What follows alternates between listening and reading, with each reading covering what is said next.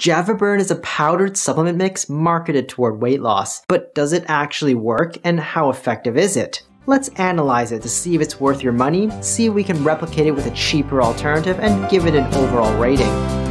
Let's first take a look at the ingredients. Here are the doses per packet. The recommended dosing is 1 per day. Despite the picture of coffee beans all over the packaging, these packets don't actually contain any coffee mix. They just contain the powdered supplement, and you need to add it to your own coffee. Mixing it with water isn't going to make any coffee. Now, whenever supplements add any ingredients into their product, there are 3 common issues. First is that the doses they use are way too small to be useful. Second is that they aren't using the active compounds. And third is that the ingredient itself has not reliably shown any beneficial effect in humans. When we analyze these ingredients, we're going to see which one of these issues they have. Vitamin D plays an important part in metabolism. Evidence from observational studies suggests that obesity is associated with low vitamin D. So if you are deficient in vitamin D, taking vitamin D supplements may support your weight loss progress. However, if you have sufficient vitamin D, taking extra vitamin D is not going to help you to lose more weight. This is an important distinction people should understand. Just because a nutrient is involved in metabolism and supports weight loss doesn't mean that taking more of it will speed up your weight loss progress. It's more like if you don't have enough of it, it might slow down your weight loss progress. But once you have enough of it, it's not going to have any more effects on your weight. That being said, JavaBurn gives you a lower but workable dose of vitamin D at 800 IU, even though most supplements typically provide at least 1000 IU. The B vitamins, particularly B12, is used by our bodies as a part of our metabolism by helping to convert food into energy.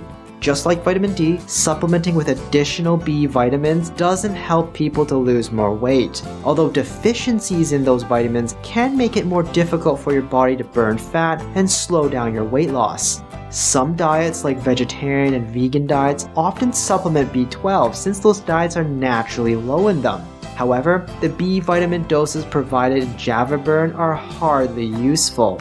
Useful B vitamin supplements are providing a few hundred times the dose that JavaBurn provides. There is some weak evidence to suggest that supplementing chromium in people who have insulin resistance problems like PCOS or diabetes might help with insulin control and allow their bodies to better respond to their body's insulin. This doesn't really translate to much weight loss, unfortunately, with the average person losing around 1 additional pound over a few months. Unfortunately, these beneficial effects only appear to affect people who have diabetes or PCOS. So if you're healthy, chromium likely won't do much for you.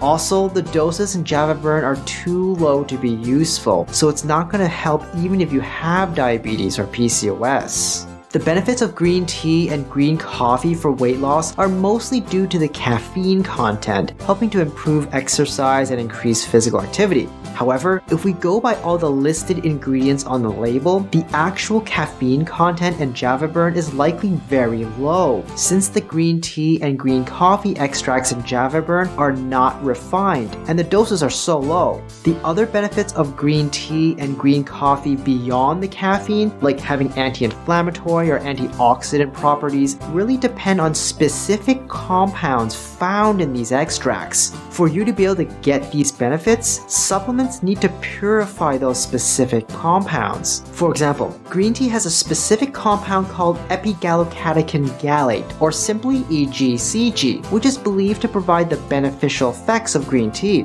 Similarly, green coffee has a specific compound called chlorogenic acid.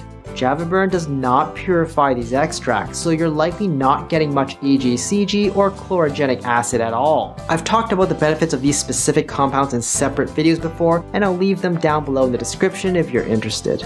L-Carnitine is an amino acid that's used by our body to help convert fat into energy. Research suggests that L-Carnitine may help those who are actively exercising to lose a small amount of additional weight, with patients losing on average 2 to 3 pounds over a few months. Unfortunately, the doses that were used in those studies were over 2,000 milligrams per day. The 100 milligrams JavaBurn provides is 20 times less a useful dose, and is not going to be helpful at all.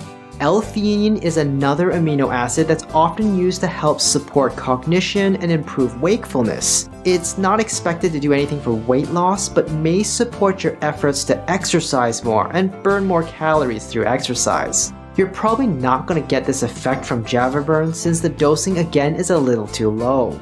From the listed ingredients, the possible caffeine content is probably the most concerning ingredient. Caffeine can negatively affect some people who are too sensitive to it, are taking certain medications, or are pregnant or breastfeeding. However, if we go strictly by the label, the actual amount of caffeine in JavaBurn is likely very small, which would explain why they want you to put it into your own coffee, since this product lacks much of its own caffeine.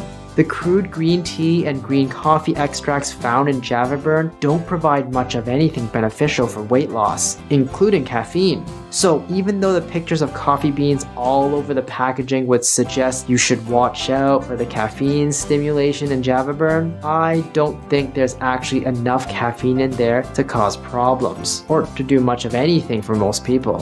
From what I've seen, JavaBurn's ingredients suggests that they're trying to create a supplement that supports exercise, meaning that it would only be useful if you are already actively increasing your exercise. However, the doses they use are way too low, and many of the extracts are ineffective.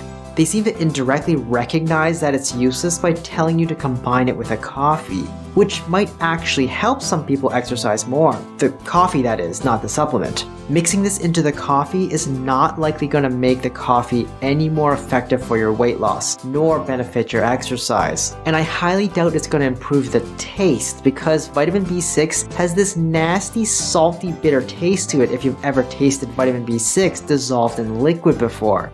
It's not pleasant. Overall, JavaBurn is mostly just an expensive vitamin D supplement. It tries to combine a few ingredients that can improve wakefulness, but uses doses that aren't going to do anything. It's also pretty expensive, with a monthly supply costing $50. A generic vitamin D supplement will run you about $1 a month. You could just drop that into your coffee and you've essentially recreated what JavaBurn is going to do for you. Rating JavaBurn by effectiveness for weight loss, I'm giving it an F. I don't expect it to improve the coffee that you're mixing it with in any way, shape, or form. Anyways, using caffeine for weight loss requires you to exercise more, and if you're unwilling to do that, even the coffee may not help very much. Rating it by cost, I'm giving it an F. It's a pretty expensive supplement that can be replicated by just adding vitamin D into your coffee. Rating it by safety, I'm giving it a B. Assuming that there's no contamination, illegal ingredients, or unreported caffeine, most of the ingredients are relatively safe to use, and realistically, the caffeine content in JavaBurn is too low to do much of anything. Overall rating, I'm giving an F. I would recommend you stay away from it.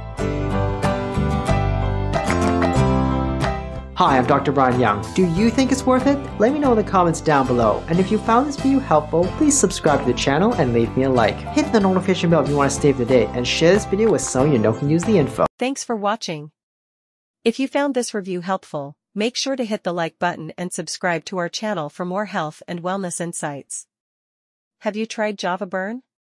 Share your experience in the comments below. Don't forget to visit the official JavaBurn website for more information and exclusive discounts. See you in the next video.